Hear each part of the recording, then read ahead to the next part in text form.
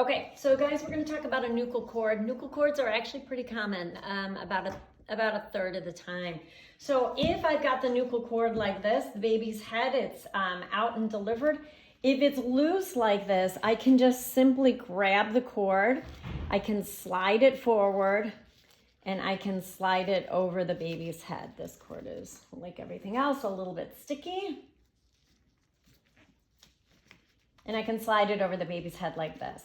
If it was really tight or if it was wrapped multiple times, I would clamp the cord in one section. So I'd put one clamp here, and then cut, and then I could unwrap the cord and then I could deliver the baby that way.